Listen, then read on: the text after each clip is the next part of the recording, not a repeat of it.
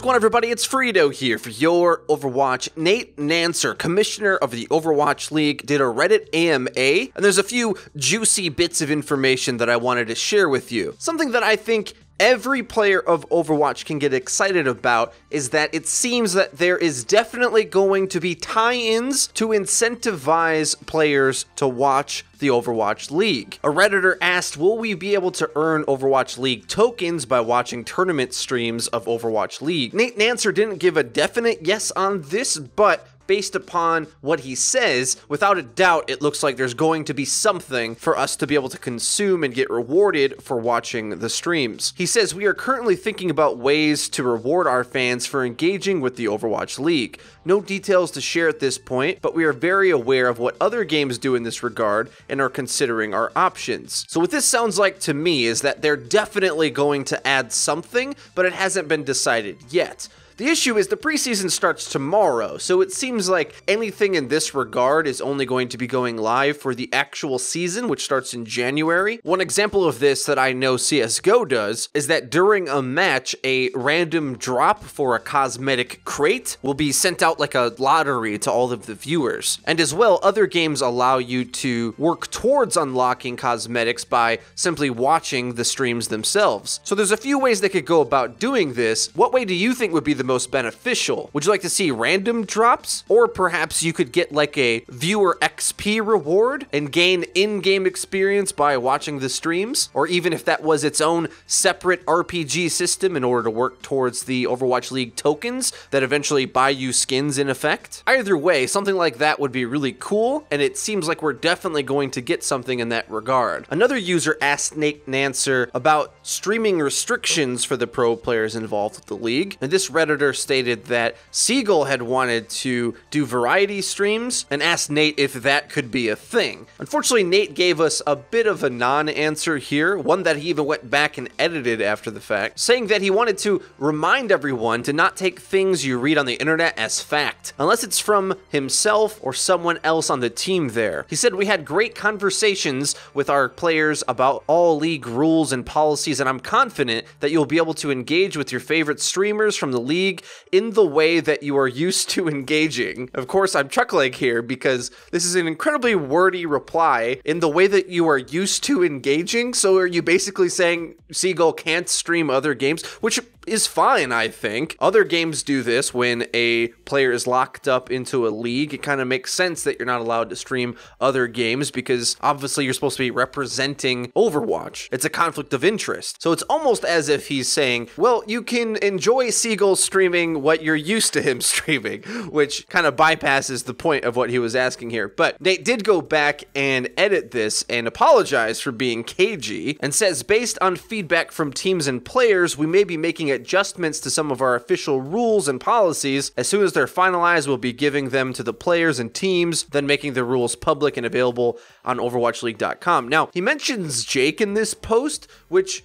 makes me wonder if he's sort of getting confused on what was being asked here, because the Jake situation, of course, was wrapped up with streaming pro pugs, which has multiple pros in it. In fact, a whole lobby full of pros from a bunch of different teams streaming like a pickup game. And as we reported on before, this is something that apparently was addressed at the Player Summit, but at the same time, as Nate Nanzer is saying now, it seems like they're reevaluating what some of these rules are, because only allowing 2 Overwatch League pros queued at the same time on the same stream as a maximum, and taking away the pugs, which were honestly an awesome viewing experience for those of us who want to see Overwatch played in a very competitive way, but in a more approachable one at the same time, being able to hear all of the pros shot calling and not a lot of the normal matchmaking fare. Let's just put it that way, in a nice, delicate, vague way. Not a lot of the matchmaking problems that you tend to have in those pro pugs, and it was a very pristine environment to pretty much play competitive Overwatch, or at least to view it. So it seems to me that no matter what angle you come at these streamer restrictions,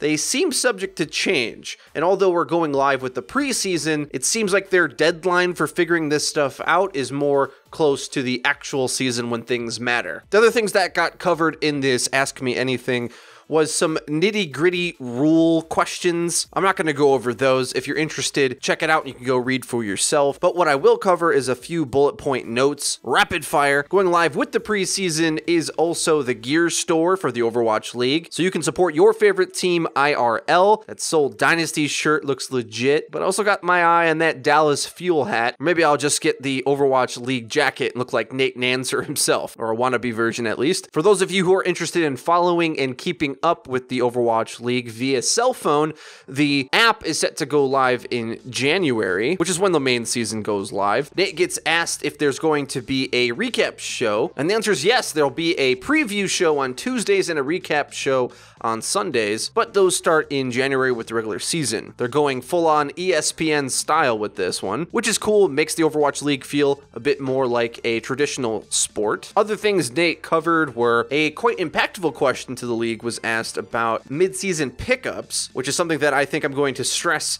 down the line especially, and I'll tell you why in a second, but he explains that teams will be allowed to pick up new players as well as transfer and trade any in between existing teams during stage 2 of the first season of the Overwatch League, mid-February to April. And this is important because there's quite a few players that a lot of dedicated esports fans feel like they definitely deserve to get picked up, as they're either on par with players that are already in the league and debatably better as well. So once we get to the mid-season, I think the wheat will be separated from the chaff, so to speak, and some teams will be bending over backwards to pick up the roster of Runaway specifically, as well as any disaffected rogue players that are still interested in playing Overwatch, AKM included, as I think there's some rosters right now that are just doomed to disappoint, and it'll be surprising to see them actually stick with the lineups they have without making any additions. So it's very likely, I think, that mid-season transfer window will have some pretty big pickups and likely trades between teams if not all is well in paradise and a couple players don't get along or just don't have the synergy, or especially on some of these teams where there are like 4 DPS, you might realize that you don't need that many and trade one of them even if they're really good just to pick up a more balanced roster. Who knows what could happen? You also have to imagine that there'd be a new meta game by then as well, meaning that teams might reshuffle in order to have earlier success before the league ends. Because of course, I think teams are really going to be wanting to make a good impression on their viewer base and grab some fans early with strong performances. Keep in mind these times are adjusted for my personal time zone, which is Central Standard Time. Do the adjustments in order to get it into your region. Well, that's everything for me today. I hope you guys enjoyed the video. If you did, be sure to leave it a like. It really does help us out and lets us know that you're enjoying the content. If you haven't already, please subscribe because we upload each and every day, so you're going to want to hit the bell icon so that you get notified when our videos go live. Link to the description is our Twitter, where we tweet out news, updates, and dank memes. That's been it for me. I've been FREEDO for Your Overwatch. I'll see you guys next time.